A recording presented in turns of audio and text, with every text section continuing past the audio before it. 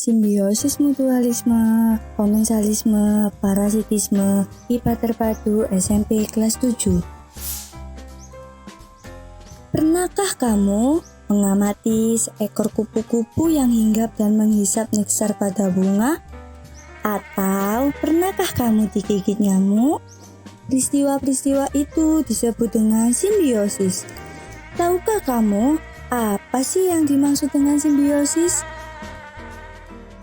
Simbiosis berasal dari bahasa Yunani yaitu sim, yang berarti dengan, dan bios yang berarti kehidupan.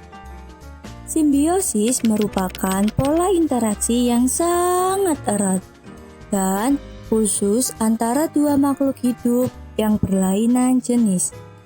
Makhluk hidup yang melakukan simbiosis disebut juga dengan simbion. Berikut ini beberapa macam simbiosis. Yang pertama, mutualisme. Yang kedua, komensalisme. Dan yang ketiga, parasitisme.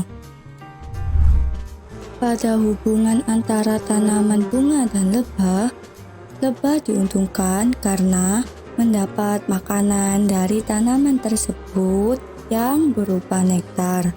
Sedangkan tanaman bunga mendapat keuntungan karena lebah membantu proses penyerbukan dan reproduksinya. Peristiwa itu disebut dengan simbiosis mutualisme.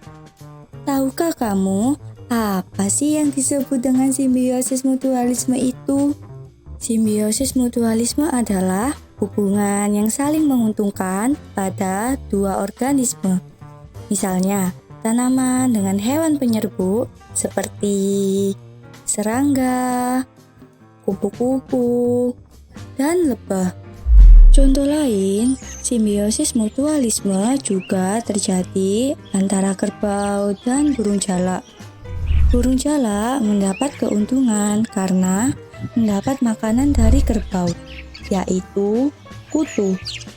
Dan kerbau mendapat keuntungan karena kutu yang menempel di tubuh kerbau menjadi hilang.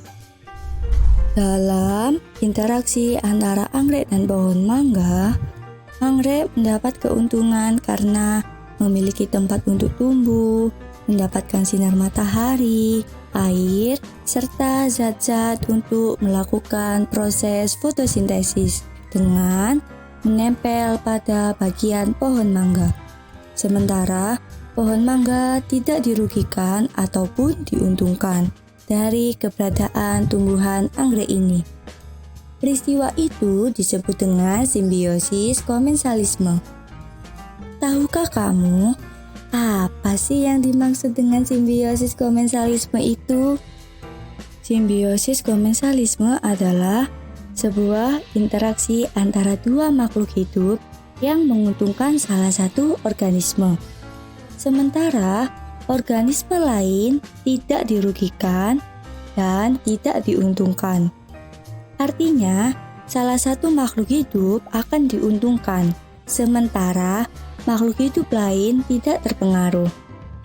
Kita semua tentu saja pernah merasakan saat digigit nyamuk, bukan? Rasa sakit dan gatal.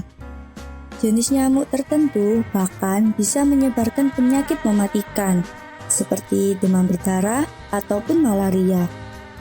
Bagi nyamuk, hubungan ini menguntungkan karena bukan saja mendapat darah, tetapi juga dapat berkembang biak. Namun, bagi manusia, hubungan ini merugikan karena dapat terserang penyakit yang berbahaya. Disebut apakah hubungan antara manusia dan nyamuk itu? Ya, simbiosis parasitisme. Tahukah kamu apa yang dimaksud dengan simbiosis parasitisme itu? Simbiosis parasitisme adalah hubungan di mana terjadi ketergantungan satu jenis organisme terhadap organisme jenis lain. Yang terjadi ketika pihak yang satu mendapat keuntungan namun merugikan pihak yang lainnya. Biasanya, simbiosis parasitisme melibatkan jenis parasit seperti kutu, cacing, jamur, bakteri, benalu, dan lain-lain. Kita telah mempelajari macam-macam simbiosis dan contohnya.